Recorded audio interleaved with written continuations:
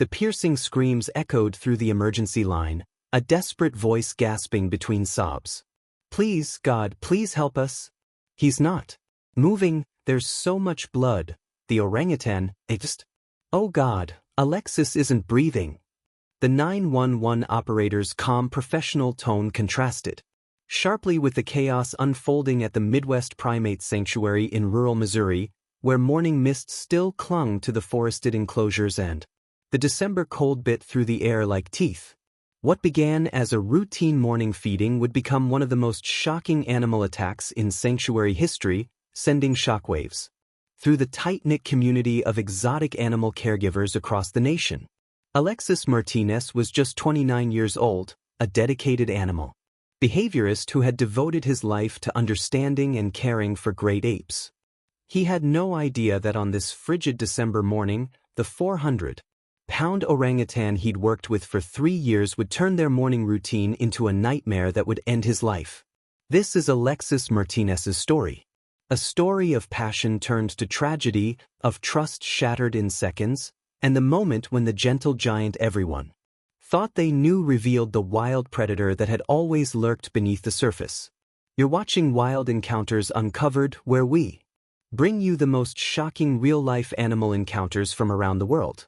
If this story grips you, make sure to subscribe and hit the bell icon, because what you're about to witness will change how you see these magnificent but deadly creatures forever. The Midwest Primate Sanctuary sprawled across 50 acres of dense Missouri woodland, its high-security enclosures hidden from public view.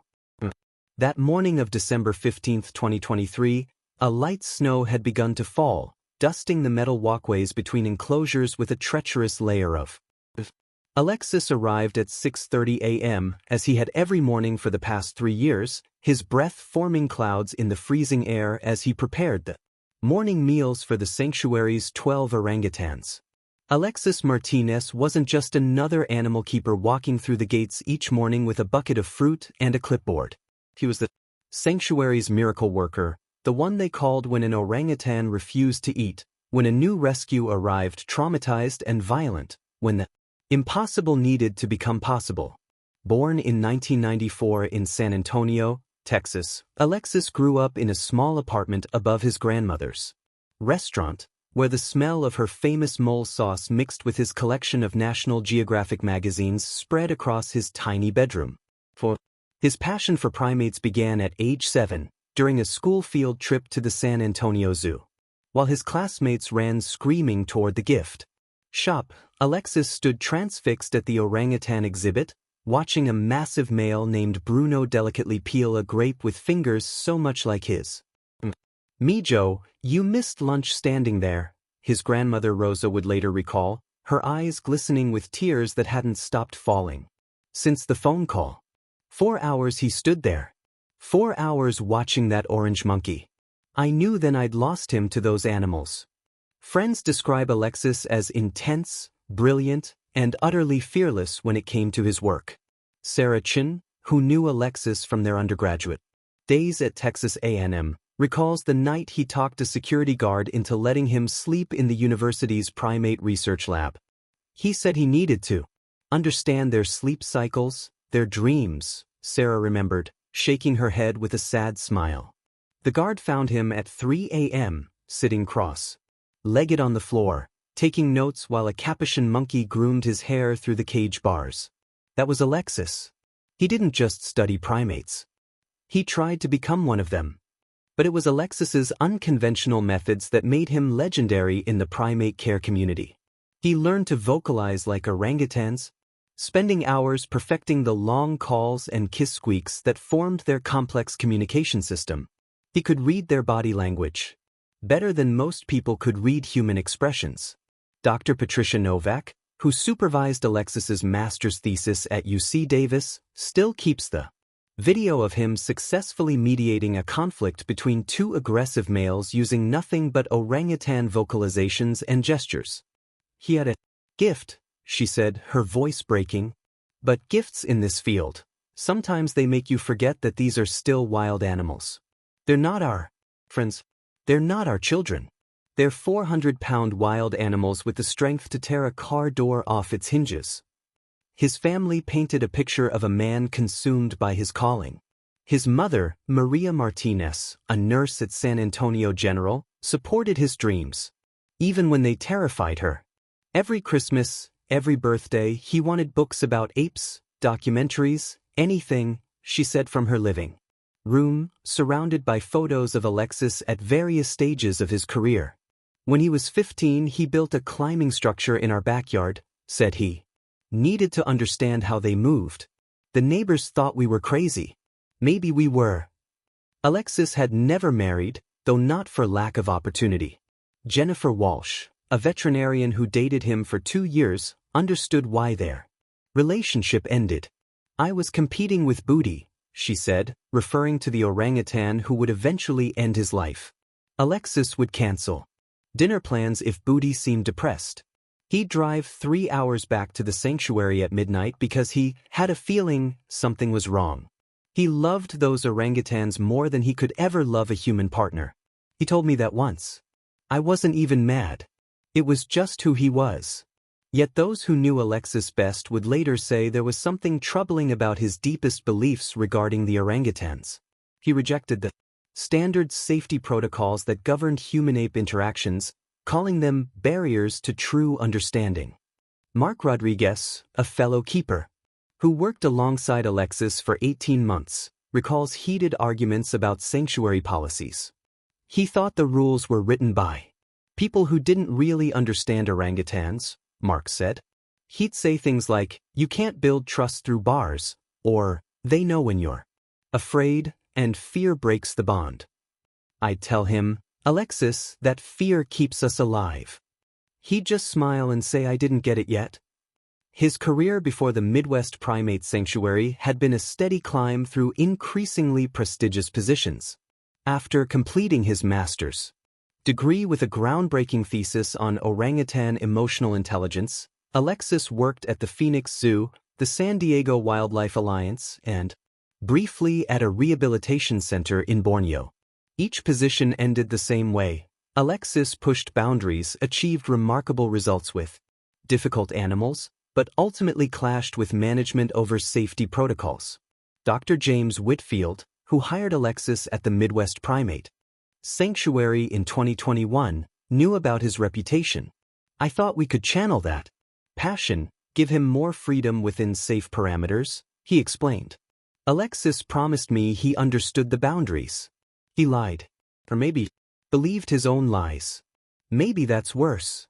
The sanctuary gave Alexis what he'd always wanted, primary responsibility for their orangutan program, including Booty, a massive Bornean orangutan who had been considered unmanageable at his previous facility. Where others saw a dangerous, unpredictable animal, Alexis saw misunderstood soul crying out for connection. "He's not aggressive," Alexis wrote in his journal 6 months after meeting Booty. "He's grieving.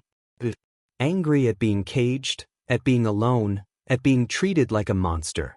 I'm going to prove everyone wrong about him." And for 3 years it seemed like he had. Bornean orangutans are among the most intelligent primates on Earth, sharing approximately 97% of their DNA with humans. In the wild, the remarkable creatures spend their lives high in the rainforest canopy of Borneo, where adult males can reach 400 pounds and possess arm spans exceeding 7 feet. Their strength is legendary and terrifying. A fully grown male orangutan possesses the power of approximately 7 adult human men, with hands capable of exerting over 600 pounds of pressure per square inch. In their natural habitat, they're largely solitary, gentle giants who spend their days foraging for fruit and building elaborate sleeping nests. But in captivity, everything changes. The orangutan that would change Alexis Martinez's life forever was known simply as Booty, though his full designation in the sanctuary's records read MWs or 007, Booty, unknown origin. The massive male stood 5 feet tall when upright and weighed 385 pounds at his last veterinary. His distinctive features included a prominent cheek pad development that made his face appear almost twice its actual width, deep-set amber eyes that seemed to hold decades of memory, and a coat of reddish-brown hair that had grown thick and lustrous under Alexis's dedicated care. But it was Booty's hands that everyone remembered, enormous, leathery palms with fingers as thick as broom handles, hands that could delicately peel a grape or shatter a human skull with equal ease. Booty's origin story was a tapestry of tragedy and trauma that read like a casualty report from humanity's war against nature. Wildlife investigators believed he was born in the rapidly disappearing forests of central Kalimantan around 2006, though no one knew for certain. His first documented appearance was in 2010 when Indonesian authorities raided an illegal wildlife trader's compound in Jakarta. The dealer's records, written in barely legible Bahasa, suggested Booty had been captured after his mother was shot by palm oil plantation workers. He was approximately 4 years old, malnourished, and had clearly been beaten repeatedly. Cigarette burns dotted his arms, and his left ear was partially missing, likely from a machete strike. From Jakarta, Booty's journey became a bureaucratic nightmare of failed rehabilitation attempts and institutional hot potato. The Nyarmenting Rehabilitation Center tried to prepare him for release back to the wild, but Booty had spent too many formative years in captivity. He didn't know how to forage, couldn't build proper nests, and showed extreme aggression toward other orangutans. After he nearly killed a younger male in what staff described as an unprovoked rage incident, Booty was labeled unreleasable and shipped to a facility in Thailand that specialized in traumatized apes. For 5 years, Booty existed in a concrete enclosure in Bangkok, where tourists paid to watch him perform tricks for fruit rewards. Videos from this period, which Alexis would later study obsessively, showed a deeply depressed animal engaging in repetitive behaviors, rocking, hair pulling, and long periods of motionless staring. Dr. Ananda Chakraborty, who evaluated Booty during this time, wrote in his report, "Subject displays clear signs of severe psychological trauma, PTSD-like symptoms, and institutional neurosis. Recommend immediate relocation to specialized facility with minimal human contact." Instead, Booty was sold to a private collector in Ohio, where he spent 3 years in a converted barn, fed a diet of processed food, and kept as an exotic pet by a wealthy eccentric who believed orangutans could be domesticated. When state authorities finally seized Booty in 2018, he was obese, diabetic, and showed signs of severe psychological disturbance. The Midwest Primate Sanctuary agreed to take him as a last resort, with the understanding that he would likely never be suitable for public display or breeding programs. Alexis first encountered Booty on a rainy March morning in 2021, 3 months after the orangutan's arrival at the sanctuary.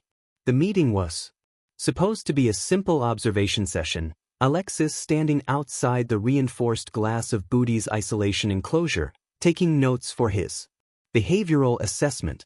But something unprecedented happened. Booty, who had shown nothing but aggression or complete withdrawal around humans for years, approached the glass. He sat down directly in front of Alexis and made eye contact. Then, in a gesture that made veteran keeper Sandra Powell gasp, Booty placed his massive palm flat against the glass. Alexis put his hand up to match Booty's, Sandra recalled, her voice still filled with wonder and retrospective dread. They sat there for 20 minutes, just looking at each other. I've worked with primates for 30 years, and I've never seen anything like it. It was like they recognized something in each other. When Alexis finally stood up to leave, Booty made this sound, not aggressive, almost pleading. Alexis turned back and said, "I'll be back tomorrow, big guy. I promise." And God help him, he kept that promise. For the next 6 months, Alexis revolutionized Booty's care. He introduced enrichment programs that challenged the orangutans considerable. Intelligence, puzzle feeders, climbing structures that mimicked rainforest canopies, and hidden food caches that required problem-solving too. He spent hours sitting outside Booty's enclosure, reading scientific journals aloud, playing recordings of wild orangutan calls, and slowly teaching Booty modified sign language. The transformation was remarkable. Booty's repetitive behaviors decreased by 80%. He began building proper sleeping nests for the first time in over a decade. His physical health improved dramatically as he became more active and engaged. But experts were concerned from the beginning. Dr. Robert Sterling, a primatologist with 40 years of experience working with traumatized apes, visited the sanctuary in September 2021 to evaluate the orangutan program. His report was unequivocal in its warnings. While Mr. Martínez has achieved remarkable results with Booty's rehabilitation, I am deeply concerned about the level of attachment forming between keeper and animal. Sterling wrote, Booty is displaying signs of unhealthy dependence, becoming agitated when Mr. Martínez is absent and showing increased territorial behavior when other staff approach during their interactions. This is not the trusting relationship Mr. Martínez believes it to be. It is a dangerous fixation that could have catastrophic consequences. Sterling confronted Alexis directly during his visit, a conversation that Supervisor Mark Rodriguez partially overheard. You're not his friend, son. Sterling said bluntly. You're not his family. To him, you're either a resource or a rival, and the moment that calculation changes, you're dead. That's not cynicism talking. That's 40 years of watching good people die because they forgot they were dealing with wild animals. Alexis's response was typical of his mindset. With all due respect, Dr. Sterling, your 40 years of traditional thinking haven't helped Booty. My 6 months. Maybe it's time to admit that the old ways don't work for every animal. The sanctuary's incident logs from late 2021 through 2023 reveal a pattern of escalating concerns.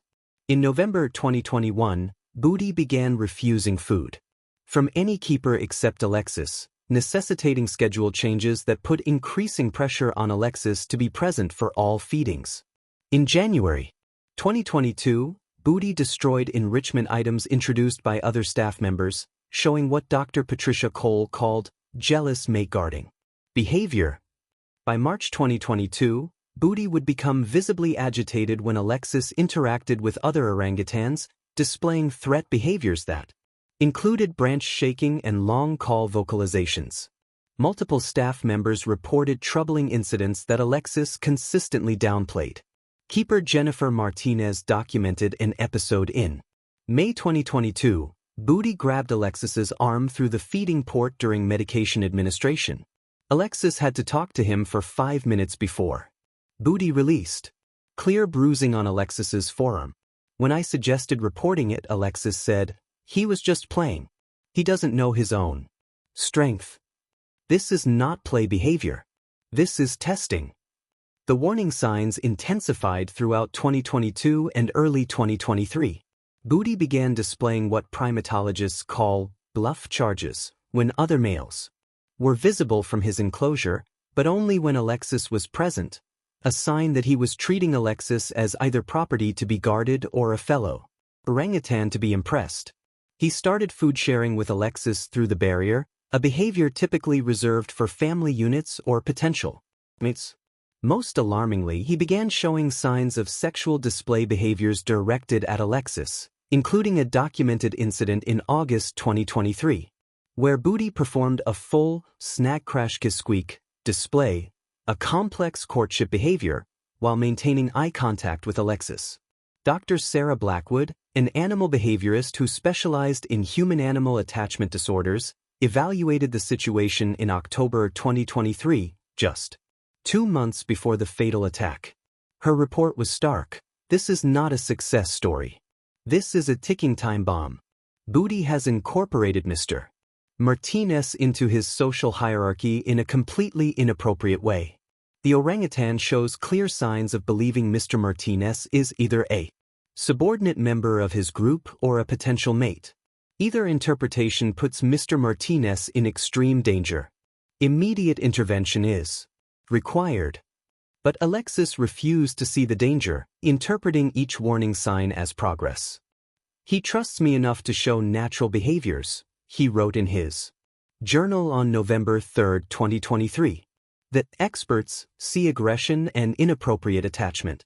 I see an animal finally feeling safe enough to be himself. They want to drug him, isolate him, break him down again. I won't let that happen. Booty and I understand each other in a way these textbook primatologists never will. Still, Alexis refused to see the danger. In his mind, every warning sign was a misinterpretation of progress. Every concerned colleague was simply jealous of his unique bond with Booty. He had spent 3 years proving everyone wrong. What could possibly go wrong now? In the weeks leading up to December 15, 2023, the Midwest Primate Sanctuary felt like a pressure cooker about to explode.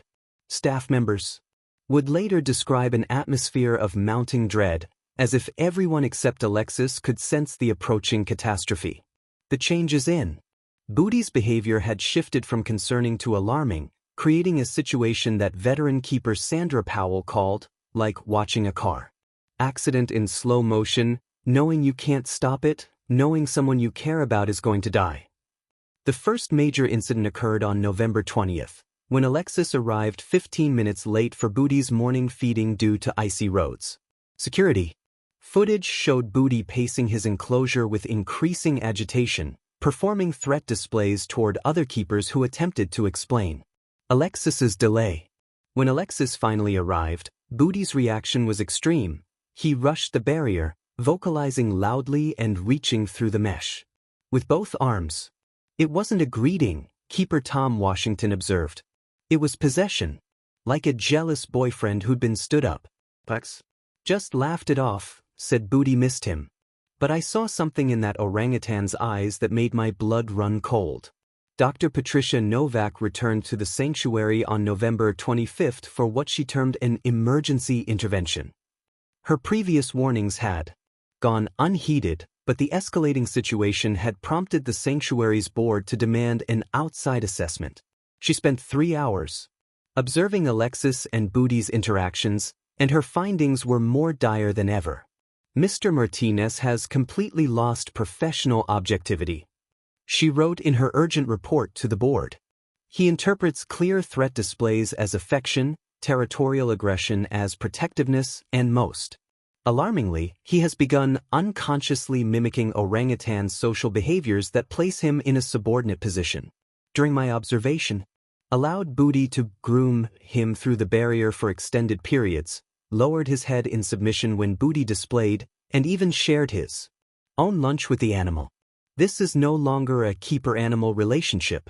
In Booty's mind, Mr. Martinez is a subordinate group member who is behaving inappropriately by leaving the enclosure and interacting with others.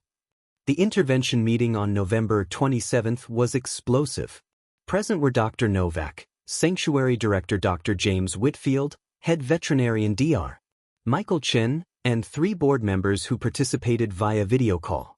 They presented Alexis with a unanimous decision, effective immediately. He would be rotated off Booty's care team for a minimum of 3 months to break the unhealthy attachment. The sanctuary had already contacted Dr. Marcus Webb, a specialist in great ape behavior modification, to take over Booty's care during the transition. Alexis's reaction was immediate and visceral. "You can't do this," he said, his voice shaking with barely controlled rage. "Booty won't understand. He'll think I abandoned him. Do you have any idea what that will do to his progress? 3 years of trust building destroyed because you're afraid of something that will never happen." When Dr. Whitfield reminded him that keeper safety was paramount, Alexis stood up so quickly his chair fell backward. "I am safe. I'm the only one here who is safe with him. You're going to destroy him with your protocols and your fear and your goddamn ignorance." He stormed out of the meeting, slamming the door so hard that a framed photo of the sanctuary's founding fell off the wall and shattered. But the board's decision stood. Alexis was given a week to transition his duties and say goodbye to Booty. What happened during that week would later be scrutinized by investigators trying to understand how a professional animal keeper could so catastrophically misread the danger signs. Alexis spent every allowed moment with Booty, arriving before dawn and staying until security forced him to leave at night. Co-workers reported hearing him talking to Booty for hours, sometimes crying, apologizing for the upcoming separation, promising he would find a way to come back. It was heartbreaking and terrifying at the same time, recalled Jennifer Martinez.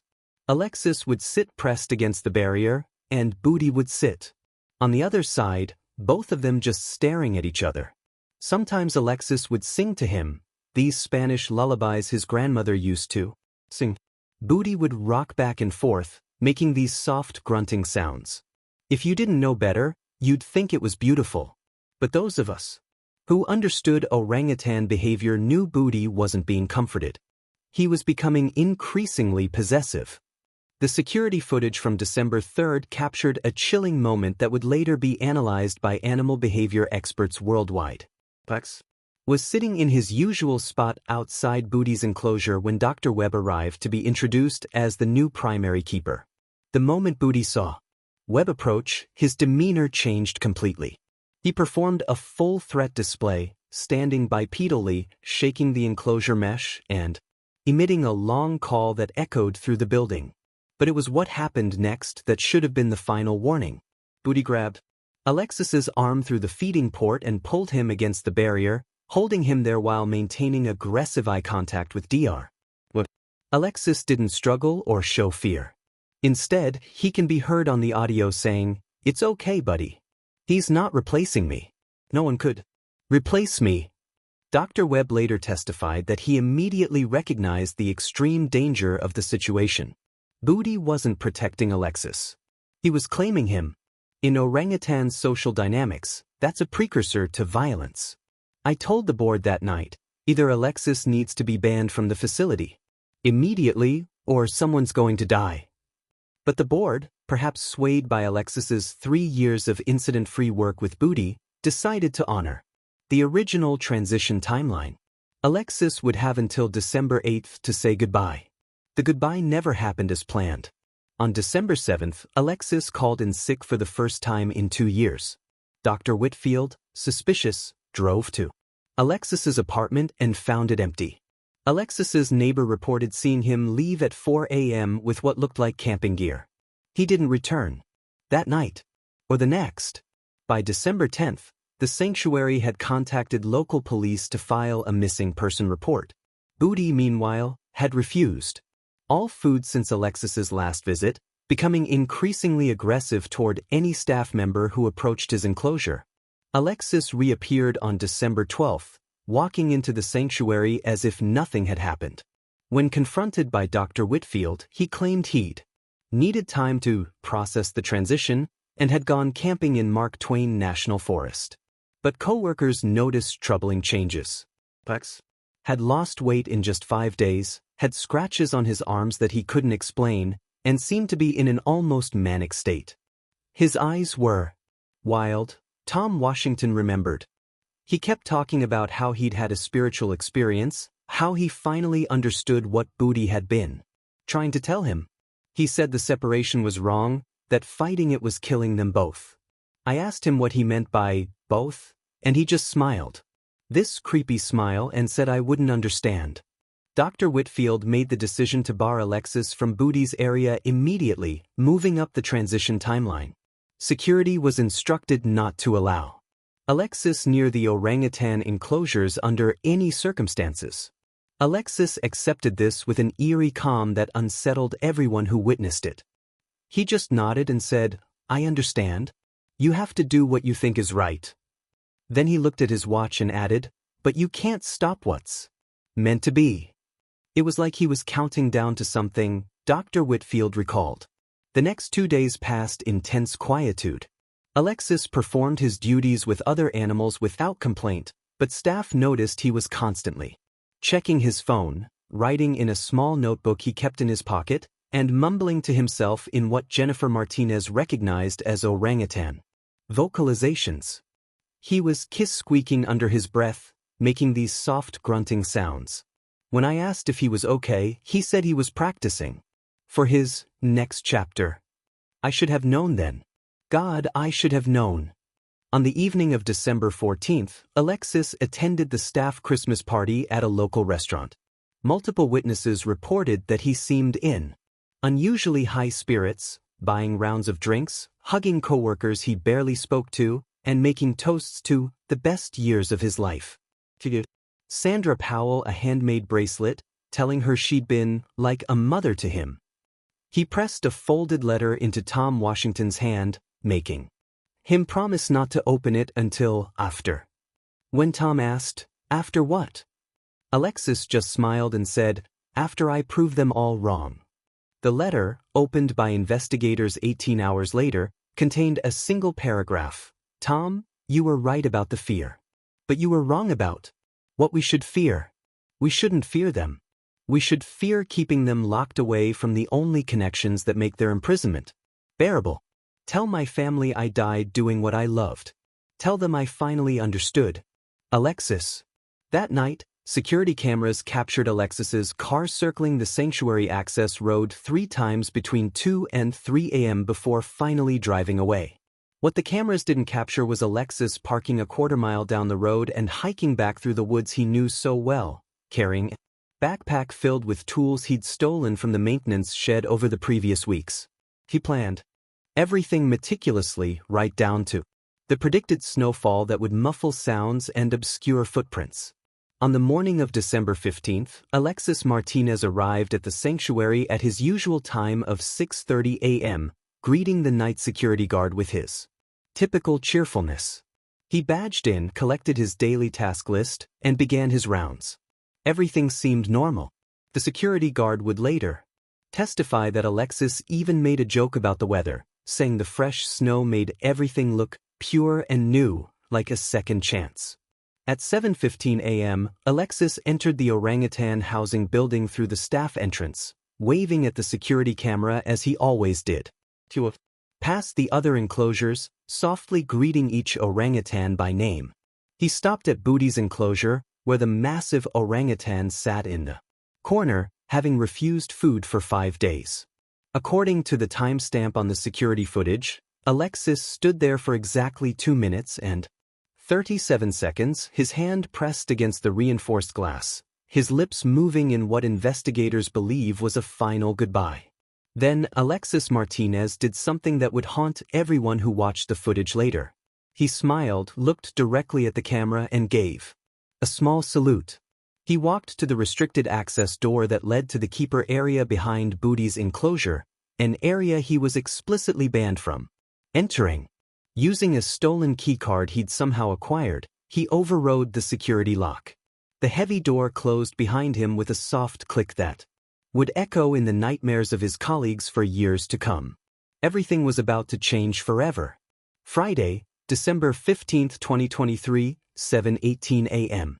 The morning air inside the Midwest Primate Sanctuary's Orangutan housing building hung heavy with the artificial warmth of industrial heaters fighting against the Missouri winter.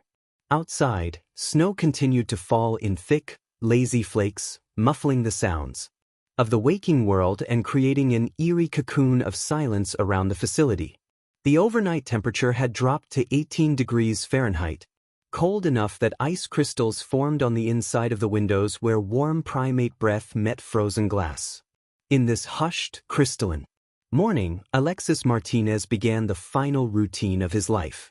The security footage from the keeper area showed Alexis moving with practiced efficiency, his breath visible in small puffs despite the heating system.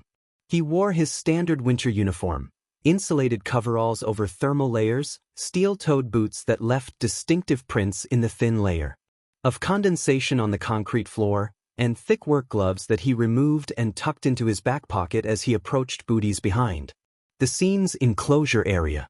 His movements were calm, deliberate, almost ritualistic. He had done this thousands of times before, though not in recent weeks, and never again after this morning. Booty was in the far corner of his indoor enclosure, a massive shape barely visible in the dim morning light that filtered through the skylights. The 385-pound orangutan sat with his back to the keeper area, his enormous frame hunched in what staff had come to recognize as his depression posture. He hadn't eaten since Alexis's last official interaction 5 days prior, and his usually lustrous red-brown hair appeared dull and matted. The morning feeding tray from the previous keeper sat untouched just inside the enclosure mesh, fruits browning and pellets scattered where Booty had dismissively swept them aside. At approximately 7:20 a.m., Alexis began his familiar routine. He started with the verbal cues Booty knew so well, a series of gentle vocalizations that mixed English with the orangutan communication sounds Alexis had perfected over 3 years. Buenos dias, Booty. It's me, buddy. I know you've been waiting. The effect was immediate and dramatic. Booty's massive head turned slowly, and even on the grainy security footage, the transformation in his posture was visible. He rose to his feet with surprising grace for his size, moving toward the keeper area with increasing speed. Jennifer Martinez was in the adjoining keeper area, preparing diets for the female orangutans housed in the next building. She heard Alexis's voice and froze, her hand still holding a half-cut papaya. I knew he wasn't supposed to be there, she would later tell investigators, her voice heavy with guilt. But I also knew how much Booty had been suffering. For just a moment, I thought maybe it would be okay. Maybe a quick hello would help Booty start eating again. God forgive me, I hesitated instead of calling security immediately. Booty reached the mesh barrier separating him from the keeper area and immediately began displaying behaviors that would have alarmed any experienced primate keeper. He pressed his entire body against the barrier, fingers gripping the chain link so tightly that his knuckles went white beneath the hair. His vocalizations were intense, mixing the greeting sounds he'd learned to associate with Alexis with something deeper, more primal. Dr. Ellen Crenshaw, reviewing the footage months later, identified at least 3 distinct aggressive vocalizations masked within what might have seemed like excited greeting sounds to an untrained ear. Alexis approached the barrier without hesitation, placing both hands against the mesh where Booty's hands gripped from the other side. Stayed frozen in this position for exactly 43 seconds, orangutan and human mirroring each other's posture. Then Alexis did something that violated every safety protocol in existence. He began unlocking the secondary access door that led directly into Booty's enclosure. This wasn't a simple lock. It required a specific sequence, a key card, and a manual override that should have been impossible for Alexis to know. Investigation would later reveal he had watched maintenance staff perform the override during a power outage 6 months earlier and had apparently memorized the process. The sound of the heavy lock disengaging echoed through the keeper area like a gunshot. Jennifer Martinez dropped the papaya, her mind finally processing what was happening. She ran toward the security phone mounted on the wall, slipping on the wet floor and catching herself against a prep counter. In the 10 seconds it took her to reach the phone, Alexis had already opened the door and stepped through into the buffer zone, small area between the keeper section and the actual enclosure, designed as a safety measure to prevent exactly what was about to happen. I'm screaming, "Code Red, Building 3, Code Red, Building 3" into the phone, Jennifer recalled. But I could see the monitors from where I stood. Alexis was already opening the final door. The one that put him directly in Booty's space. No barrier. No protection.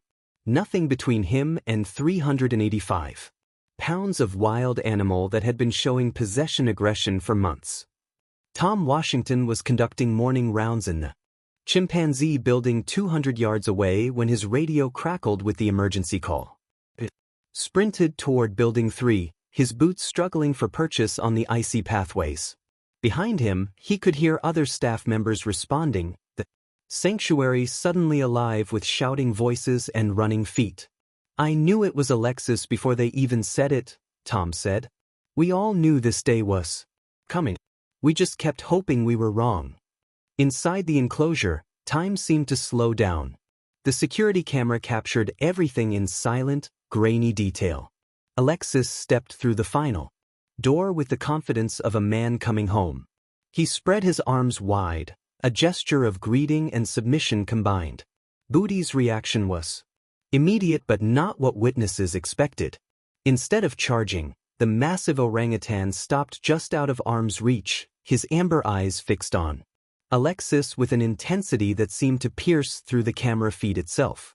They stood frozen, man and ape, separated by perhaps 6 feet of concrete floor scattered with hay and enrichment toys. Dr. Robert Sterling, reviewing the footage for the investigation committee, noted the critical nature of this moment. Both primates, and yes, I use that term deliberately, were engaged in a complex social negotiation. Booty was processing the unprecedented situation of having Alexis in his territory after days of separation. His body language shows confusion mixing with excitement, possession instincts warring with social bonding. Alexis, meanwhile, was displaying submission behaviors he had likely learned were successful through the barrier but had never tested in direct. This was the moment where everything could have gone differently. If Alexis had backed out then, if he had maintained the submission posture and slowly retreated, but he didn't. Alexis took a step forward. Just one step, closing the distance between them by perhaps 18 inches. In human terms, nothing significant. Orangutan social dynamics, it was a fundamental violation of the negotiation process. Booty had not invited the approach. The great ape's posture shifted subtly, shoulders squaring, head lifting slightly, the hair on his arms beginning to rise in what primatologists call piloerection. Involuntary response to aggression or fear. Sarah Chen, the veterinary assistant, had just arrived for her shift when she heard the emergency call. She ran to the observation window that looked into Booty's enclosure from the public area, arriving just in time to witness what happened next. Alexis reached out his hand, like he was going to touch Booty's face. It was this gentle, loving gesture, the kind of thing you do with a dog or a horse.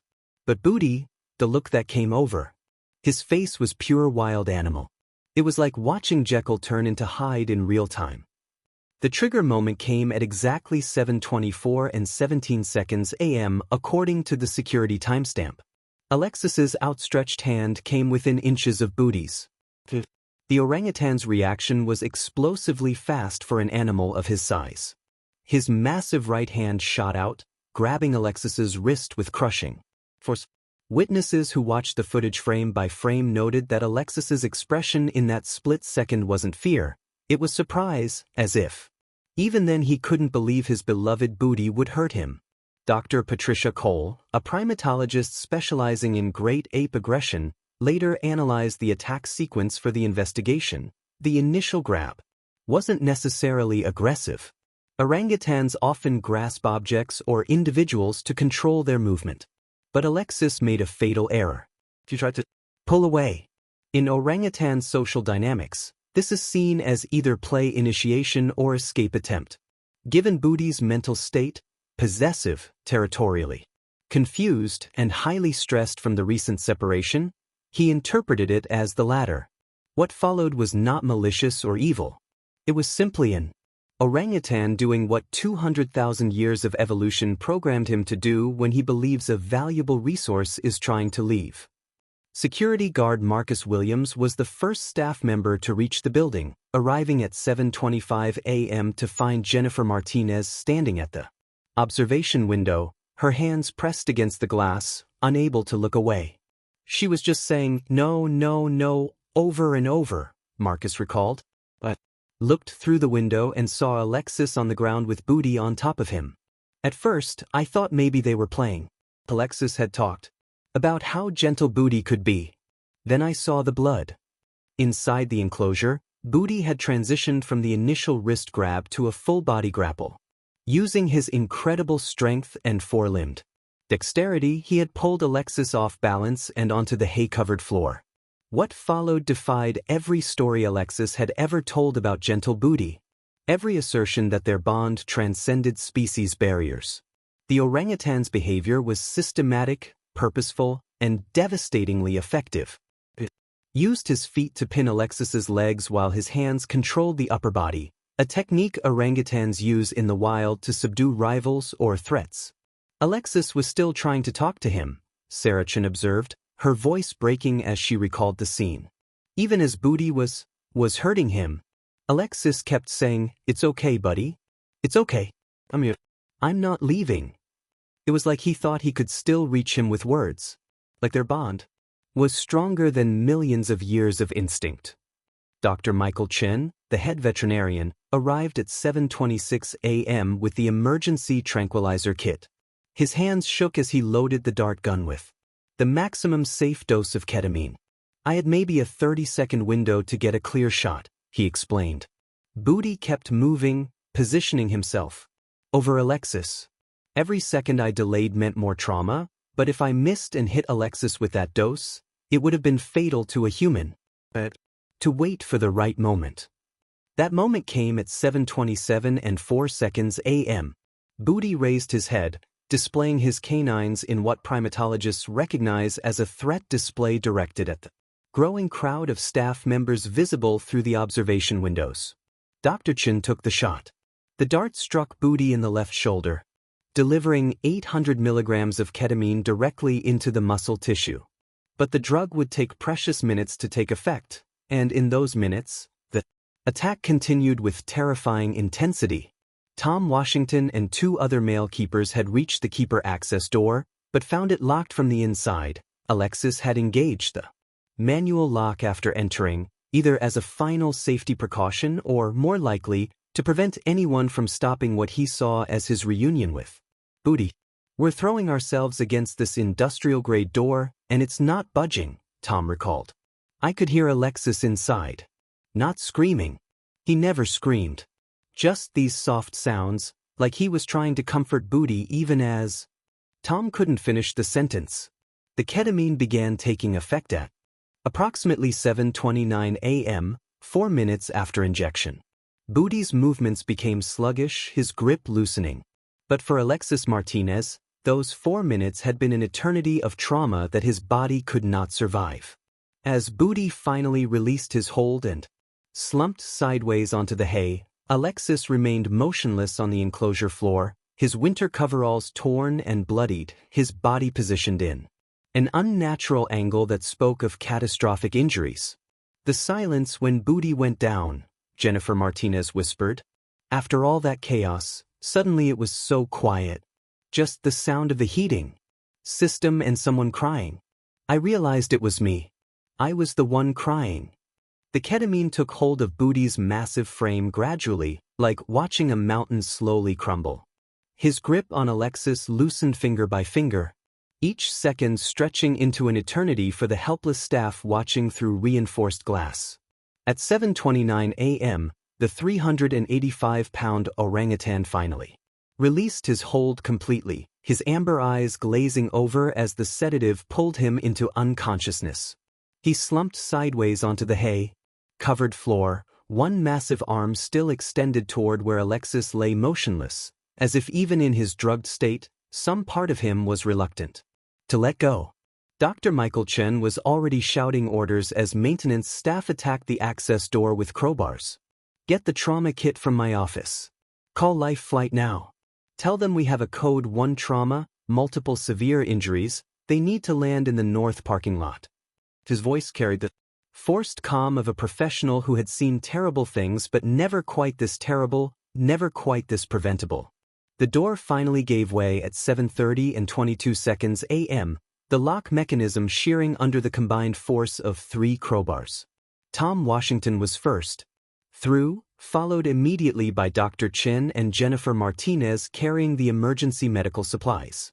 The smell hit them first, the metallic scent of blood mixed with the earthier odors of hay and primate. Alexis lay in the center of the enclosure, his body twisted in a way that made Jennifer immediately turn away, her hand over her mouth. No one should have to see what we saw, Tom later testified, his usual composure cracking. Alexis looked, he didn't look like Alexis anymore. But his eyes were open, and I swear to God, he was trying to look at Booty. Even then, even after everything, he was trying to see if Booty was okay. Dr. Chen dropped to his knees beside Alexis, his training overriding his horror. The injuries were catastrophic, multiple trauma points indicating the terrifying strength differential between human and orangutan. Booty had used only a fraction of his capability, likely not even intending to kill. But that fraction was more than any human body could withstand. The veterinarian's hands worked with practiced efficiency, checking for vitals, attempting to stabilize what could be stabilized. He had a pulse, Dr. Chen reported to the investigation committee, his clinical detachment wavering. Weak, thready but present. Alexis was conscious, which almost made it worse. He was trying to speak. I leaned close, thinking he might have final words for his family. But he was asking about Booty. Is he okay? He whispered. Don't hurt him. It wasn't his fault. Those might have been Alexis Martinez's last coherent words.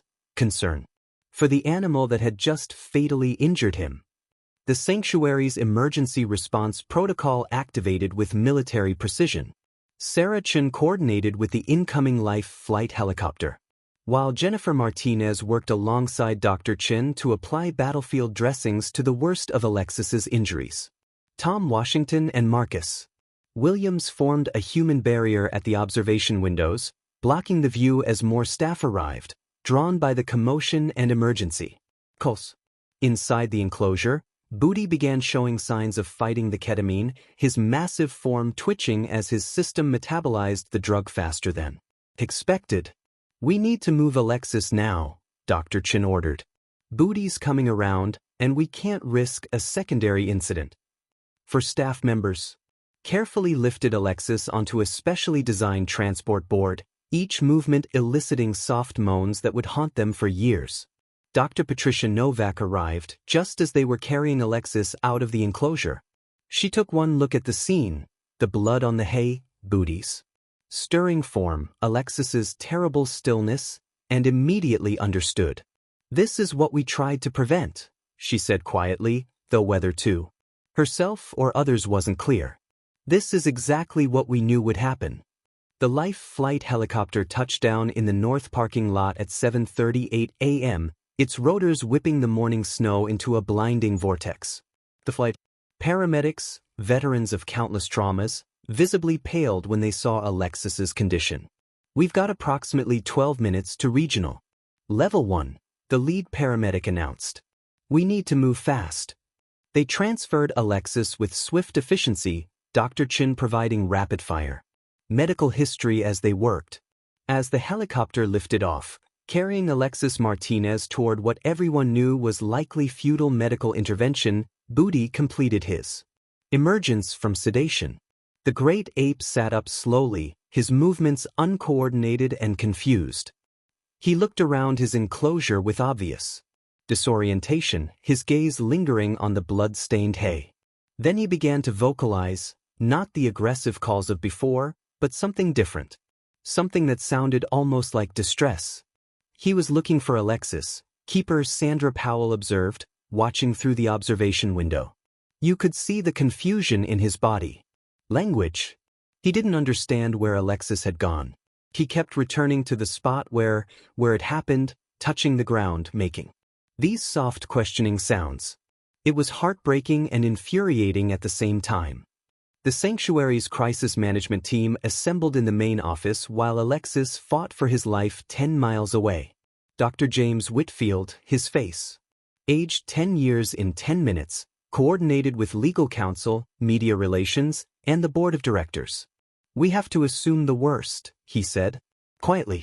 We need to notify Alexis's family, prepare a statement, and figure out what to do about Booty. This is going to destroy us, financially, reputation-wise, emotionally. But right now, none of that matters. Right now, we pray for a miracle. The miracle never came. At 8:14 a.m., as the trauma team at Regional Medical Center worked desperately to repair injuries beyond medical intervention, Alexis Martinez's heart stopped. Despite aggressive resuscitation efforts, he was pronounced dead at 8:27 a.m. The official cause would be listed as multiple traumatic injuries consistent with large animal attack. But those clinical words couldn't capture the true cause, a fatal misunderstanding of the line between human and animal, between love and possession, between trust and nature. Back at the sanctuary, Booty continued his agitated search for Alexis. He refused to eat, ignored enrichment items, and spent hours sitting at the spot where the attack had occurred. Staff members were forbidden from telling him what had happened, though how one explains death to an orangutan remained an open question. As news of Alexis's death reached the sanctuary at 8:45 a.m., a terrible silence fell over the facility. We all just stopped, Tom Washington remembered. Whatever we were doing, we just stopped. Someone, I think it was Jennifer, started crying first. Then we were all crying. Even the animals seemed to sense it. The whole sanctuary went quiet, like nature itself was mourning. Dr. Robert Sterling, who would lead the investigation into the incident, arrived at the sanctuary at 9:30 a.m. to find a facility in shock. Investigated dozens of captive animal incidents, he later wrote in his report. But this one was different. This wasn't a random attack or a momentary lapse in protocol. This was the inevitable conclusion of a relationship that everyone could see was dangerous except the one person who needed to see it most. Alexis Martínez died believing he had a unique bond with Booty. In a way, he was right. It just wasn't the bond he thought it was. The security footage of the attack would be reviewed dozens of times by experts trying to understand exactly what triggered Booty's assault. Frame analysis revealed subtle cues that Alexis had missed or ignored: the slight stiffening of Booty's posture when Alexis entered, the way the orangutan's eyes tracked his movements with predatory focus rather than friendly recognition, the defensive positioning that preceded the grab. What's most tragic, Dr. Ellen Crenshaw noted in her analysis, is that Booty's behavior was entirely predictable from an ethological standpoint. Every warning sign was there. The possessive behavior, the resource guarding, the increasing agitation during separation, these all pointed to an orangutan who had categorized Alexis not as a friend or family member, but as a possession. When that possession tried to exercise autonomy by leaving and returning on its own schedule, Booty responded exactly as his instincts dictated. He reasserted control in the only way he knew how. As news of the tragedy spread beyond the sanctuary, the primate care community grappled with difficult questions. How had such an experienced keeper made such a fatal error? What systems had failed to prevent this preventable death? And what would happen to Booty, who had only acted according to his nature but had killed a human in the process? The attack had lasted approximately 4 minutes from initial contact to ketamine sedation. 4 minutes that ended a life, destroyed sanctuary's reputation, and reignited debates about the ethics and safety of keeping great apes in captivity. 4 minutes that proved, with brutal finality, that love and understanding alone cannot bridge the gap between human and wild animal. In his enclosure, Booty continued to wait for Alexis to return, unaware that his keeper's final act of love, breaking every rule to be with him one last time, had led to a tragedy that would ripple through the primate care community for years to come. The emergency response at the Midwest Primate Sanctuary shifted into overdrive even as the life flight helicopter disappeared into the gray December sky. At 7:32 a.m., Sheriff's Deputy Rebecca Harrison was first on scene, her cruiser sliding slightly on the icy access road as she responded to what dispatch had initially called an animal attack with injuries. Nothing in her 15 years of law enforcement had prepared her for what she found: a facility in chaos, staff members openly weeping, and a massive orangutan still partially sedated in a blood-stained enclosure. "I've responded to domestics, fatal accidents, even a murder," Deputy Harrison later testified. But walking into that sanctuary was like entering a war zone. Everyone was in shock. The veterinarian still had blood on his hands. Someone had thrown a tarp over the observation window, but you could see the edges of what had happened inside. First thing I did was secure the scene and call for backup. This was going to be a multi-agency response. By 7:45 a.m., the parking lot looked like a convention of emergency vehicles. Missouri State Highway Patrol, local fire department, 2 ambulances standing by in case of secondary injuries, and animal control officers who seemed particularly out of their depth. Captain Michael Torres of the Highway Patrol took command of the scene, his steady presence bringing order to chaos. First priority was scene safety, he explained. We had a 400-pound orangutan who just attacked someone, potentially still agitated despite sedation. We had traumatized staff members who needed to be interviewed while their memories were fresh. And we had a potential crime scene that needed to be preserved. Dr. James Whitfield met Captain Torres at the entrance to Building 3, his hands shaking as he handed over his keycard. The orangutan, Booty. He's sedated but starting to come around. We can't go near him until our large animal team gets here from St. Louis. Alexis, Mr. Martinez, he violated multiple safety protocols to enter that enclosure. We have it all on security footage. God help us, we have it all on tape.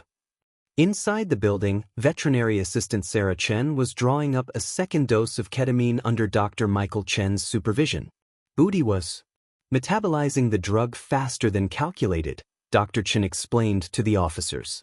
Great apes are notoriously difficult to sedate properly. Too little, and they come around aggressive and disoriented. Too much and, well, we couldn't risk killing him too. Despite what happened, Booty is a valuable endangered animal. And Alexis wouldn't have wanted. His voice trailed off as the reality hit him again. The emergency response team established a command center in the sanctuary's education building, away from the traumatized animals who were beginning to react to the chaos. Chimpanzees in the adjacent building were displaying stress behaviors, their haunting pant hoots echoing across the sanctuary grounds. The female orangutans in Building 2 sat pressed against their windows, somehow aware that something terrible had happened to their neighbor. Jennifer Martinez was the first staff member to give a formal statement, sitting wrapped in a shock blanket despite the heated building. So, Alexis in the keeper area. I knew he wasn't supposed to be there. But I hesitated. Maybe 5 seconds, maybe 10. If I'd called security. Immediately, she broke down, unable to continue. The grief counselor who'd arrived with the emergency response team took over, guiding Jennifer away from the investigators. Tom Washington's statement was more composed but equally devastating. We all saw this coming. Every single one of us. We had meetings, interventions, reports. Alexis was my friend, but he was also stubborn as hell when it came to Booty. He thought their bond transcended species. He used to say Booty understood him better than most humans did. Maybe that was true. But understanding and safety aren't the same thing. The wildlife officers faced a delicate situation. Booty needed to be moved to a secure holding area while the main enclosure was processed, but moving a 385-pound orangutan recovering from sedation required specialized equipment and expertise. Dr. Marcus Webb, the primate behavior specialist who was supposed to take over Booty's care, arrived at 8:15 a.m. with a team from the St. Louis Zoo's Emergency Response Unit. First priority was getting Booty secure without causing additional trauma, Dr. Webb explained. Despite what had happened, rough handling could trigger another aggressive episode. We used a specialized transport crate designed for great apes, but Booty was still groggy and uncooperative. It took 4 of us nearly an hour to safely transfer him. As Booty was being moved, crime scene investigators began processing the enclosure. Photography, blood spatter analysis, measurement of distances and angles, all the clinical procedures that reduce tragedy to data points. They found Alexis's notebook in his back pocket, its pages filled with observations about Booty's behavior, sketches of orangutan facial expressions, and increasingly personal reflections on their relationship.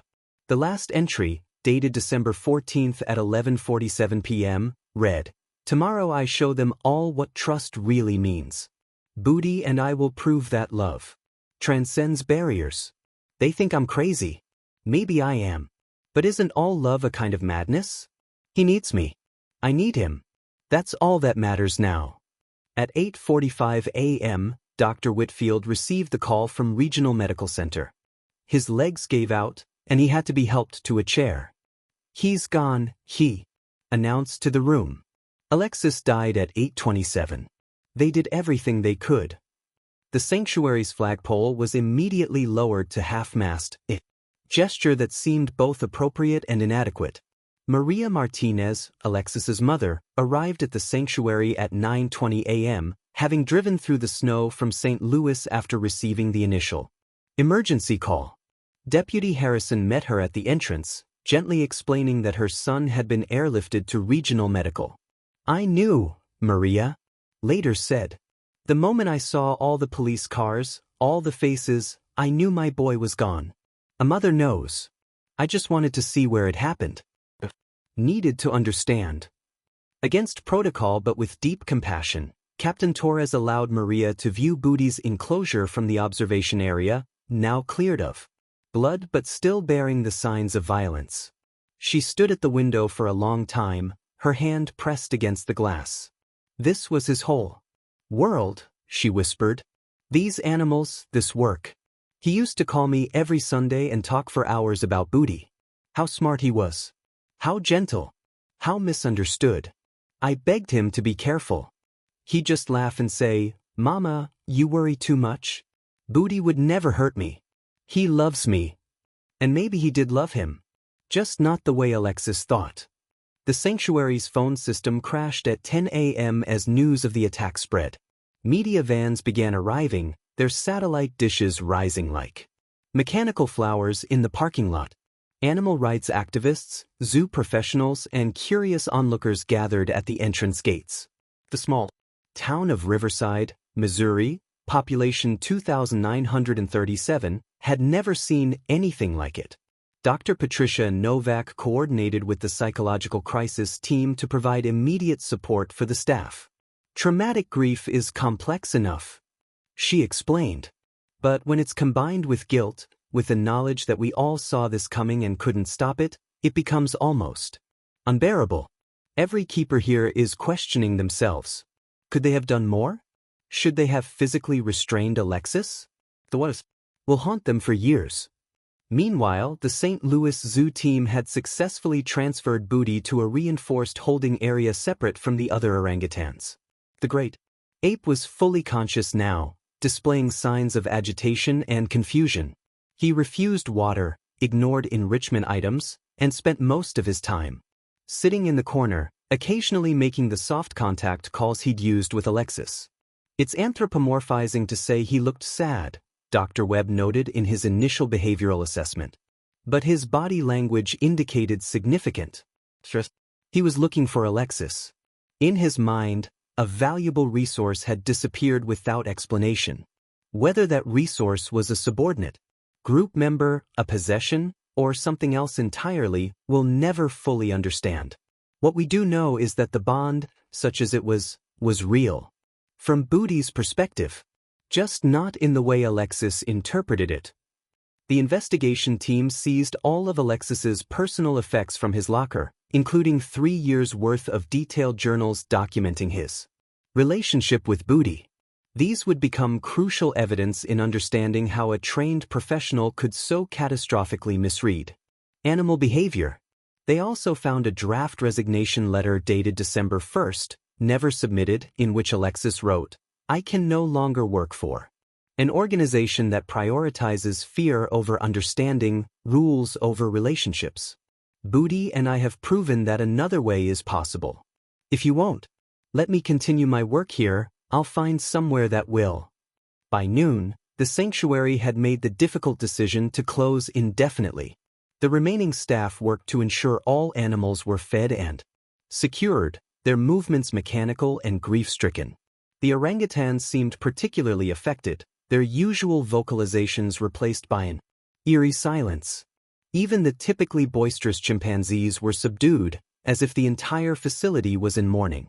The Occupational Safety and Health Administration, OSHA, arrived at 1 p.m. to begin their investigation into workplace safety violations. The Association of Zoos and Aquariums, AZ, announced they would be reviewing the sanctuary's accreditation. Insurance investigators, lawyers, and government officials descended on the small facility, each with their own agenda, their own questions, their own need to assign blame for a tragedy that had been months in the making. As the sun began to set on December 15th, casting long shadows across the snow-covered sanctuary grounds, Booty made a sound that stopped everyone within hearing distance. It was a long call, the powerful vocalization male orangutans use to announce their presence across miles of rainforest. But this wasn't the aggressive call of a dominant male. It was something else, something that sounded almost like a question echoing through the Missouri hills. He was calling for Alexis, and Alexis would never answer again.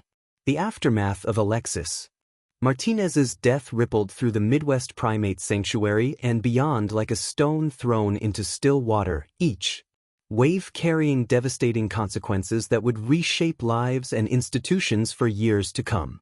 In the immediate hours following the tragedy, as news crews set up their equipment outside the sanctuary gates and social media exploded with speculation and outrage, the grim machinery of investigation and accountability ground into motion. At Regional Medical Center, Dr. Samantha Rodriguez completed the official autopsy at 3:47 p.m. on December 15. Her findings painted a clinical picture of the terrible power differential between human and great ape. The trauma patterns indicated that Booty had used only a fraction of his strength, likely not intending to kill but simply to control what he perceived as a valuable resource attempting to leave. The injuries were consistent with restraint escalating to violence, Dr. Rodriguez noted in her report. The victims suffered multiple traumatic injuries within a very short time frame. Death would have occurred regardless of medical intervention. Maria Martinez sat in the hospital's family room with Alexis's younger sister, Sophia, who had driven from Chicago after receiving the devastating call. "He died doing what he loved," Maria kept repeating, as if the words could somehow make sense of the senseless. "But I wish he had loved himself as much as he loved those animals. I wish he had protected himself the way he protected them." The sanctuary's board of directors convened an emergency meeting via video conference at 4 p.m. Board President Eleanor Matthews, calling in from New York, struggled to maintain composure as Dr. Whitfield presented the full timeline of events. "We failed," she stated bluntly. "All our protocols, all our interventions, all our expertise, none of it prevented this tragedy. The question now is whether the sanctuary can or should survive." The financial implications were staggering. Initial estimates suggested potential lawsuits exceeding $50 million, far beyond the sanctuary's insurance coverage. 3 major donors immediately withdrew their support, and corporate sponsors began distancing themselves from the organization. The sanctuary's annual gala, scheduled for January and expected to raise $2 million, was indefinitely postponed.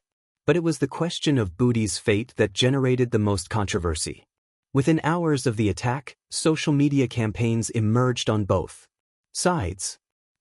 #Justice for Alexis demanded Booty's euthanization, while #SaveBooty argued that the orangutan had acted according to his nature and shouldn't be punished for human failures. Death threats poured in against both sanctuary staff and board members, forcing local police to establish 24-hour protection. Dr. Marcus Webb found himself at the center of this ethical storm. As the primate behavior specialist now responsible for Booty, he faced an impossible decision. "Euthanization is standard protocol for animals that kill humans," he explained to a hastily assembled ethics committee. But this wasn't a random attack. This was the predictable result of a systematically mismanaged human-animal relationship. Booty is a critically endangered Bornean orangutan. Do we compound one tragedy with another? The legal machinery moved with crushing efficiency. By December 17, the Martinez family had retained prominent attorney David Ashburn, known for his work in exotic animal attack cases. Alexis Martínez was failed by an institution that prioritized their emotional attachment to standard safety protocols, Ashburn stated at a press conference. Multiple experts warned of the danger. Multiple interventions were attempted and undermined. This death was not only predictable but preventable. Internal documents subpoenaed during discovery revealed the full extent of the sanctuary's knowledge about the dangerous dynamics between Alexis and Booty. Email chains showed heated debates among staff, with some threatening to report the situation to OSHA if management didn't take stronger action. A particularly damning message from Dr. Patricia Novak to Dr. Whitfield, dated 6 weeks before the attack, read, "If Alexis dies, his blood will be on all our hands." We are watching a slow-motion suicide and doing nothing to stop it. The investigation uncovered systematic failures beyond just Alexis's actions. Security protocols that should have prevented unauthorized access had been compromised by staff familiarity. The override codes Alexis used should have been changed monthly but hadn't been updated in over a year. Psychological evaluations, mandated for all staff working with dangerous animals, had been postponed due to budget constraints. Community impact extended far beyond the sanctuary walls. The town of Riverside, which had prided itself on hosting the renowned facility, found itself at the center of unwanted attention. Local businesses that had benefited from sanctuary tourism saw dramatic drops in revenue. The Riverside Elementary School, which had regularly visited the sanctuary for educational programs, struggled to explain to children why their beloved field trip destination was suddenly off-limits. 3 days after the attack, a memorial service for Alexis was held at St. Catherine's Catholic Church in St. Louis. Over 500 people attended, including colleagues from every institution where Alexis had worked. The sanctuary was notably absent on legal advice, though several staff members attended privately. Tom Washington delivered a eulogy that captured the complexity of his friend. Alexis loved purely and completely. Was his greatest gift and, ultimately, his fatal flaw. He saw the best in everyone and everything, especially Booty. We failed him by not protecting him from his own compassion. Meanwhile, Booty's condition deteriorated rapidly. The orangutan refused food consistently, engaging in stress behaviors including hair pulling and repetitive rocking.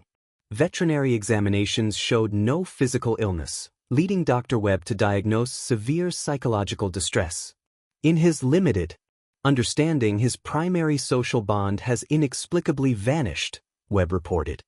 He shows all the signs of grieving, though whether for a lost companion or lost resource remains clinically unclear. The sanctuary faced a crucial decision about transparency. After heated debate, they released edited portions of the security footage to counter misinformation spreading online. The public reaction was swift and divisive. Many were horrified by the violence, calling for immediate euthanization. Others were struck by Alexis's calm demeanor even as he entered the enclosure, seeing it as evidence of the deep bond he believed existed. On December 20th, the AZA announced the suspension of the Midwest Primate Sanctuary's accreditation pending a full investigation. Effectively ended any possibility of transferring their animals to other AZA facilities, leaving the sanctuary in limbo. Staff members, already traumatized and working without pay as funding dried up, faced the possibility that all their animals might need to be relocated to unaccredited facilities or, worse, euthanized. The Martinez family's lawsuit, filed on December 28, sought $30 million in damages and included devastating details from Alexis's journals, showing his increasing obsession with Booty.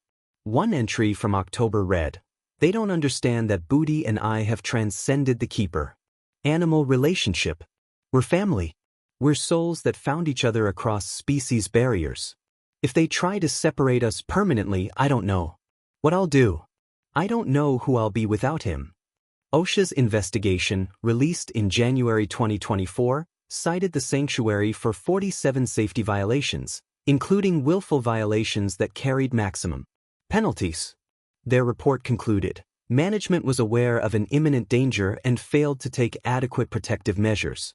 The death of Alexis Martínez was the foreseeable result of systematic failures in safety culture, protocol enforcement, and risk management. International primate organizations used the tragedy to highlight broader issues in great ape captivity. Dr. Jane Goodall issued a statement calling for renewed focus on keeper safety and psychological support. "We ask these dedicated individuals to form bonds with highly intelligent, emotionally complex beings, then expect them to maintain professional boundaries. Without proper support and strict protocols, tragedies like this are inevitable." The legal proceedings dragged on for months. Depositions revealed a culture of normalized risk-taking at the sanctuary, where experienced Keepers routinely bent rules they saw as overly restrictive. Former employees testified about the pressure to create social media content showing close bonds with animals, as such content drove donations. The sanctuary's YouTube channel, featuring videos of Alexis and Booty's special friendship, had generated over $100,000 in donation revenue in 2023 alone. By March 2024, the sanctuary reached a settlement with the Martinez family for an undisclosed amount, believed to be around $12 million. The agreement included provisions for creating the Alexis Martínez Memorial Fund for keeper safety, dedicated to improving safety protocols and psychological support for animal care professionals worldwide. The question of Booty's fate remained unresolved for months. Public pressure, legal concerns, and ethical considerations created a perfect storm of indecision.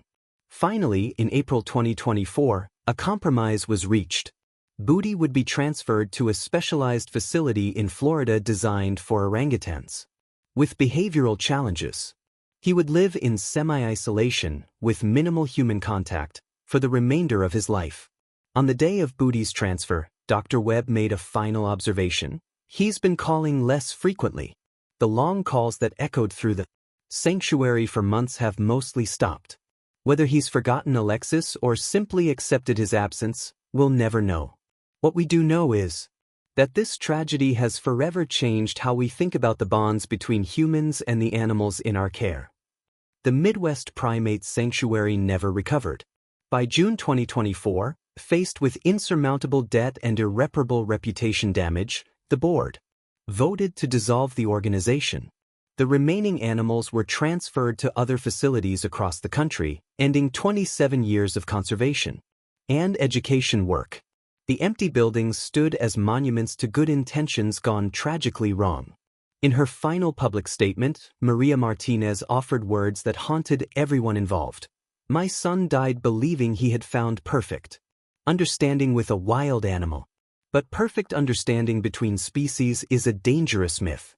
Respect, care, even love, but we must never forget that they are wild, we are human, and that boundary exists for a reason. I pray Alexis's death reminds others of this truth, so no other family suffers as ours has." The ripple effects continued for years.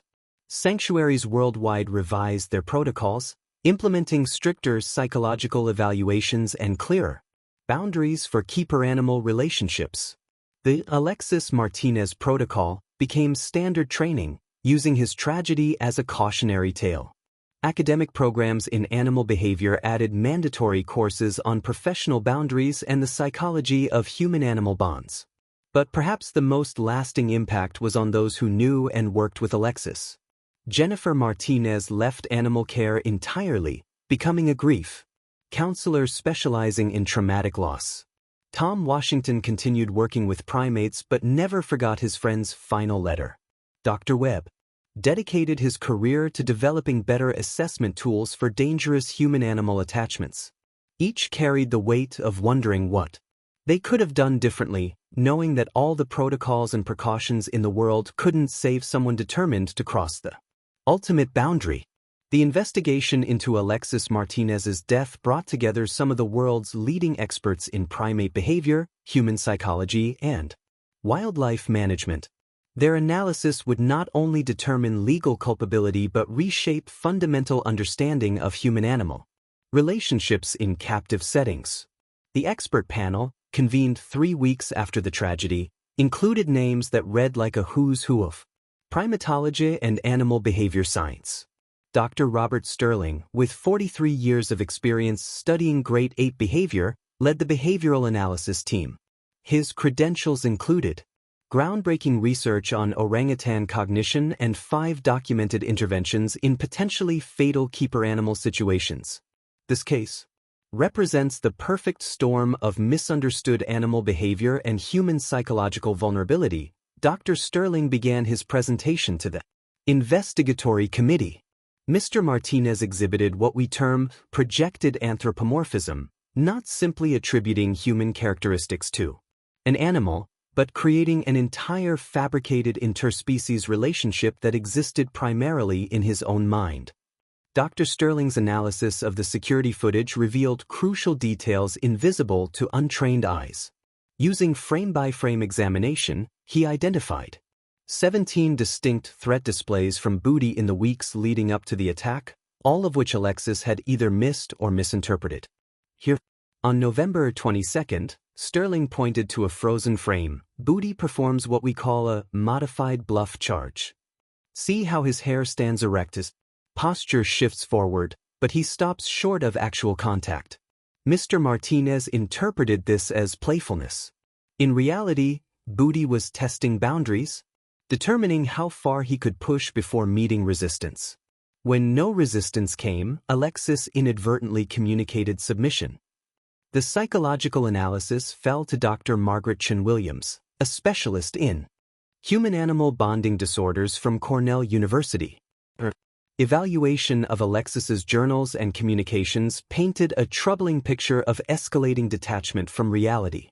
Mr. Martinez displayed symptoms consistent with what we're now terming interspecies attachment disorder, she explained.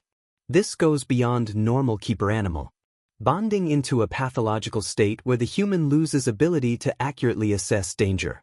The subject begins to believe they have achieved a unique communication that transcends species barriers. They often report feeling more understood by the animal than by fellow humans. Dr. Chin-Williams had studied similar cases across various facilities, though none had ended so tragically. The progression is remarkably consistent, she noted. First, the keeper achieves legitimate success with a difficult animal. This success is reinforced by colleagues, supervisors, and social media attention. The keeper begins to believe they possess special abilities. They start violating small protocols, each violation without consequence reinforcing their belief in their unique status. Eventually, they cross a final boundary from which there is no return. The medical analysis, conducted by Dr. Harrison Pike from Johns Hopkins, focused on the biomechanics of the attack.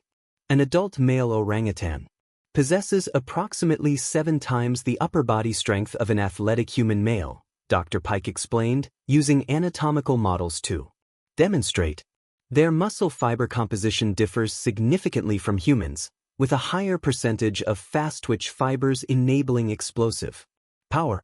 Additionally, their skeletal structure provides mechanical advantages we lack. When Booty grabbed Mr. Martinez, he exerted an estimated 600 pounds of pressure per square inch, enough to crush bones without conscious effort. Dr. Pike's most chilling observation came from comparing Booty's attack to documented wild orangutan conflicts. The restraint patterns match those used in dominance disputes between males, he noted. Booty wasn't trying to kill Mr. Martinez, at least not initially. He was attempting to establish physical dominance over what he perceived as a rebellious subordinate. The fatal injuries occurred not from malicious intent but from the catastrophic mismatch between orangutan discipline methods and human physical limitations. The investigation revealed disturbing patterns in how modern facilities manage keeper-animal relationships. Dr. Sarah Blackwood, representing the International Association of Animal Behavior Consultants, presented data from 847 facilities worldwide. We found that 73% of facilities lack formal protocols for identifying and interrupting dangerous attachment patterns, she reported. Moreover, social media pressure to showcase special bonds has increased risky keeper behaviors by an estimated 400% over the past decade.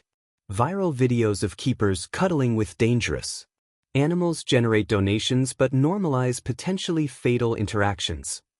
Dr. Blackwood's research identified specific risk factors that had all been present in Alexis's case.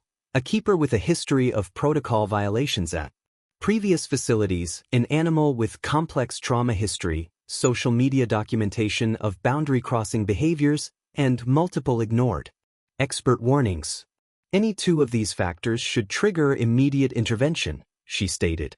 Mr. Martinez displayed all 4, yet was allowed to continue until the inevitable occurred. The panel's examination of Booty's history provided crucial context. Dr. Ananya Patel, a trauma specialist in wildlife rehabilitation, traced the orangutan's behavioral patterns to his early experiences. Booty's irregular socialization created what we term attachment dysregulation, she explained. Unable to form normal orangutan social bonds, he redirected attachment behaviors toward humans. This isn't affection in any meaningful sense, it's a maladaptive survival strategy. Mr. Martinez became incorporated into Booty's disrupted social schema as either a subordinate group member or a resource to be controlled. Video analysis of Booty's post-attack behavior supported this interpretation. The orangutan showed signs of confusion rather than aggression, repeatedly returning to investigate the area where Alexis had fallen. He was attempting to elicit a response, Dr. Patel observed. In orangutan social dynamics, physical discipline is followed by reconciliation behaviors. Booty couldn't understand why Alexis wasn't responding to his reconciliation attempts. This suggests the attack arose from miscommunication rather than intentional violence. The legal implications of these findings proved complex. Attorney Sarah Rothstein, specializing in exotic animal law, explained the precedents. Historically, facilities have avoided liability by claiming animal attacks are inherently unpredictable.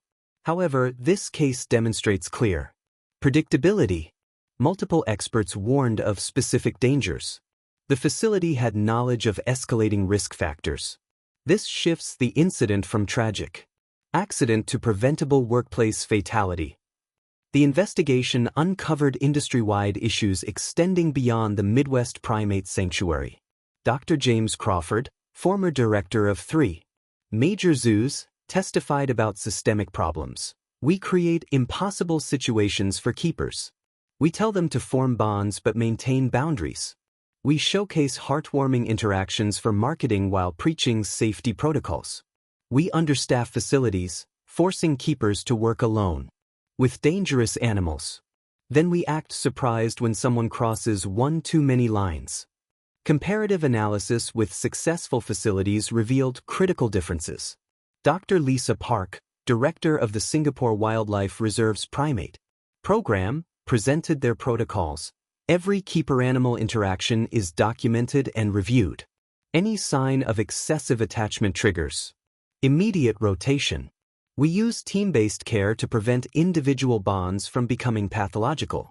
In 15 years, we've had 0 serious keeper injuries despite housing over 200 primates.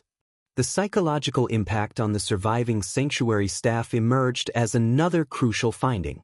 Dr. Patricia Novak, who had warned about Alexis, repeatedly struggled with survivor guilt. We all saw it coming, she testified, tears streaming down her face. But seeing isn't the same as preventing. How do you physically restrain a colleague determined to die? How do you live with knowing you didn't try hard enough? The questions haunt every keeper who worked with Alexis. The expert panel's final report, released in March 2024, contained 147 specific recommendations for preventing similar tragedies. Key among them, mandatory psychological evaluations for all staff working with dangerous animals, strict social media policies preventing documentation of protocol violations, team-based care for all traumatized animals, and automatic reassignment. Triggers based on objective behavioral metrics. Dr. Sterling's concluding statement resonated throughout the animal care community. Alexis Martínez died believing he had achieved something beautiful, a pure communication between species that transcended natural boundaries. This romantic notion, perpetuated by popular media and reinforced by social media attention, kills people. We must teach the next generation of animal care professionals that true love for these magnificent creatures means respecting the unbridgeable gulf between us. Anything else is a death wish dressed up as compassion. The expert testimony revealed one final, heartbreaking detail. Analysis of Alexis's notebook, found in his pocket during the attack, showed sketches of future plans. He had been designing what he called an integration habitat, where he and Booty could live together full-time, eliminating what he saw as artificial barriers. Architectural drawings showed shared sleeping areas, communal feeding spaces, and no safety barriers whatsoever. In the margins he had written, "When they see how we live together, they'll understand. Fear creates barriers. Love eliminates them." Dr. Chen Williams studied these drawings with professional detachment tinged with deep sadness. This wasn't just crossing boundaries, she observed. This was complete erasure of the human-animal distinction. Mr. Martinez had lost touch with his own humanity in pursuit of an impossible dream. In trying to become one with Booty, he forgot the fundamental truth that made their relationship possible in the first place. He was human, Booty was an orangutan, and that difference was not a barrier to overcome but a reality to respect. The expert analysis transformed Alexis Martinez's death from a shocking aberration into a predictable tragedy, one that exposed fundamental flaws in how humans relate to the wild animals in their care. Their findings would reshape policies, protocols, and training programs worldwide. But for those who knew and loved Alexis, one question remained unanswered and perhaps unanswerable. How do you save someone from a love that blinds them to mortal danger?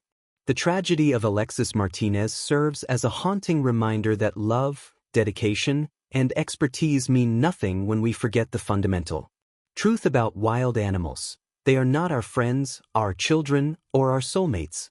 They are magnificent beings deserving of respect, care, and protection, but they remain forever wild, forever dangerous, forever separated from us by millions of years of evolution that no amount of affection can bridge. Alexis's story teaches us that the most dangerous moment in any human-animal relationship is when we stop seeing the animal for what it truly is. He looked at Booty and saw a misunderstood soul crying out for connection. He saw gentleness where others saw danger. He saw love where nature had only programmed instinct. This beautiful, terrible misunderstanding cost him his life at just 29 years old, leaving behind a devastated family, traumatized colleagues, and a confused orangutan who would spend the rest of his days calling for a companion who would never return. The warning signs were everywhere, written in the language of primate behavior that Alexis himself had studied for years. The possessive displays, the resource guarding, the escalating aggression during separations, all classic indicators that Booty had incorporated Alexis into his social hierarchy in a dangerous way. Yet expertise became Alexis's enemy, convincing him that his deep knowledge somehow exempted him from the rules that govern all human-animal interactions. He believed his understanding transcended textbook warnings, that his unique bond with Booty operated on a higher plane where normal precautions didn't apply. Today, Alexis Martinez is remembered not as the maverick who revolutionized human-orangutan relationships, but as a cautionary tale taught in every zoology program, every keeper training course, every wildlife management seminar. His photograph appears in training manuals under chapters about professional boundaries. His journals are studied as examples of how attachment can progress to delusion. His death has saved lives by serving as the ultimate warning. This is what happens when love blinds us to danger. The Alexis Martinez Memorial Fund, established by his grieving family, has revolutionized keeper safety protocols worldwide. Since its inception, the fund has trained over 10,000 wildlife professionals in recognizing dangerous attachment patterns. The Martinez Assessment, a psychological screening tool developed from analysis of his journals, helps identify keepers at risk of boundary violations before tragedy strikes. Facilities that have implemented these protocols report a 78% reduction in keeper injuries and 0 fatalities. Maria Martinez, Alexis's mother, has become an unexpected advocate for keeper safety. Speaking at conferences and training seminars, she shares her son's story with unflinching honesty. Alexis died because he loved too much and respected too little, she tells audiences of young keepers. He forgot that true love means maintaining boundaries, not erasing them. When you work with these animals, remember, my son, remember that your family wants you to come home safe more than they want you to have a special bond with an orangutan. The sanctuary grounds where Alexis died stand empty now, purchased by the state and converted into a wildlife education center. Where Booty's enclosure once stood, there's a memorial garden with a simple plaque, in memory of Alexis Martínez and all those who have given their lives caring for wildlife. May we honor them by learning from their sacrifice. School groups visit to learn about wildlife conservation and, crucially, the importance of maintaining safe boundaries with wild animals. Booty himself lives quietly at the Emerald Coast Primate Sanctuary in Florida, a facility specifically designed for orangutans with behavioral challenges. Under Dr. Marcus Webb's careful management, he has adjusted to a life with minimal human contact. He no longer makes the long calls that echoed through the Missouri hills for months after Alexis's death. Whether he remembers his former keeper is impossible to know, but staff report he shows no recognition when occasionally shown photographs from his past. Perhaps, in whatever way orangutans process memory and loss, he has found peace. The impact on the surviving sanctuary staff has been profound and lasting. Jennifer Martinez left animal care entirely, channeling her trauma into a new career as a counselor specializing in workplace PTSD. I see Alexis every time I close my eyes, she admits. But I've learned to transform that trauma into purpose. Every person I help process their own workplace trauma is a small way of honoring his memory. Tom Washington continues working with primates but with a fundamentally changed approach. Now a senior keeper at the Phoenix Zoo, he's known for his strict adherence to protocols and his willingness to intervene when he sees colleagues getting too attached. I'd rather be seen as a hard-ass than attend another funeral, he says simply. He keeps Alexis's final letter in his desk drawer, a permanent reminder of the price of seeing warning signs and failing to act decisively. The broader primate care community has undergone a cultural shift since Alexis's death. Social media policies now strictly prohibit posting content that shows protocol violations. The days of viral videos featuring keepers cuddling with orangutans or entering enclosures for heartwarming interactions are over. Some argue this has created too much distance between keepers and animals, but the statistics speak for themselves. Keeper injuries have plummeted, and no facilities following the new protocols have experienced a fatality. Dr. Patricia Novak, whose repeated warnings about Alexis went unheeded, has dedicated her career to developing better intervention strategies.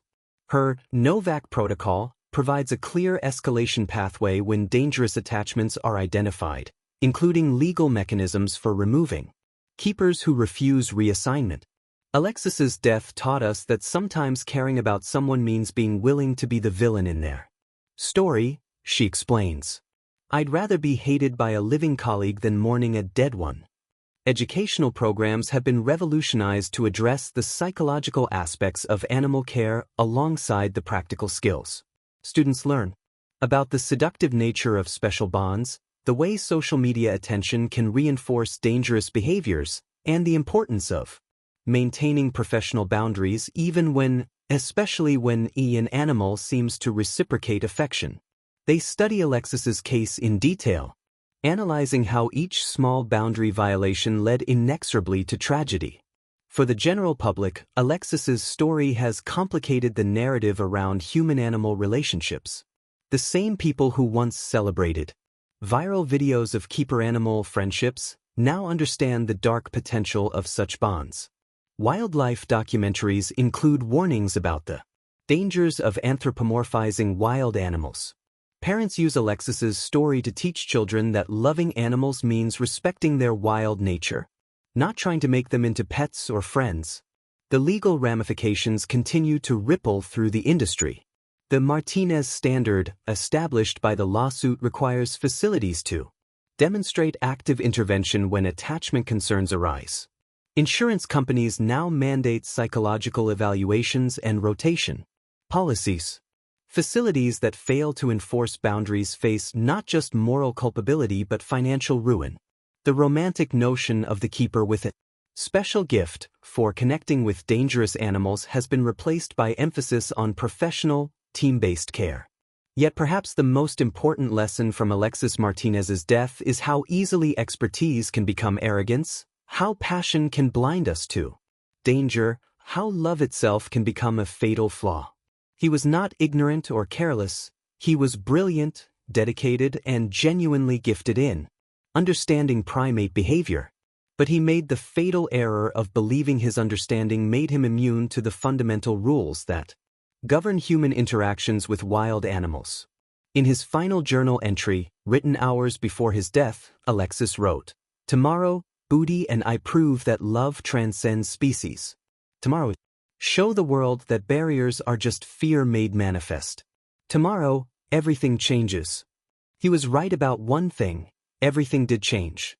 Just not in the way he imagined. Today, as new generations of wildlife care professionals enter the field, they carry with them the hard-won wisdom purchased with Alexis's life. They understand that the highest form of love for a wild animal is maintaining the boundaries that keep both species safe. They know that no amount of understanding, dedication, or mutual affection can change the fundamental fact that we are human, they are wild, and that distinction is not a barrier to overcome but a truth to respect. When asked about Alexis by young keepers, Tom Washington always says the same thing: he loved orangutans more than anyone I've ever. He understood them better than most. And that love, that understanding, is exactly what killed him. Remember that when you feel yourself getting too close, remember that the animal you love would kill you without malice, without hatred, without even understanding what it had done. That's not their fault, it's their nature. Respecting that nature is the only way to truly love them.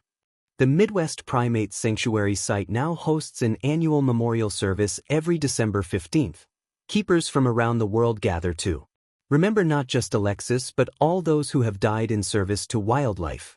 They light candles, share stories, and renew their commitment to safety. As the ceremony ends, they recite what has become known as the Keeper's Promise. I promise to love without losing myself, to care without forgetting caution, to dedicate my life to these animals while always remembering that my first duty is to go home safe to those who love me. Alexis Martínez wanted to prove that love could transcend the boundary between human and animal. In death, he proved something far more important: that boundary exists for a reason, and crossing it carries a price too terrible to pay. His legacy lives on not in the revolutionary, interspecies bond he dreamed of, but in the lives saved by learning from his tragic mistake. He couldn't be saved from his own compassion, but his story continues to save others from following his path. Remember Alexis Martínez. Remember his brilliance, his dedication, his fatal certainty that love conquered all. But most of all, remember that morning of December 15, 2023, when that love led him into a cage with a 385-pound wild animal that killed him not out of malice but out of nature. Remember, learn, and never forget, they are not our friends. They are not our children. They are wild animals deserving of our respect, our care, and most importantly, our recognition that the boundary between us is there to protect both species. Share this story. Make sure every person who works with dangerous animals knows what happened to Alexis Martínez. Subscribe to this channel for more crucial stories about the reality of human-wildlife interactions.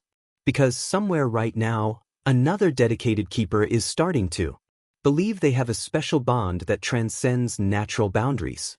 Maybe this story will reach them in time. Maybe Alexis's death will save their life. In the end, that's all we can hope for.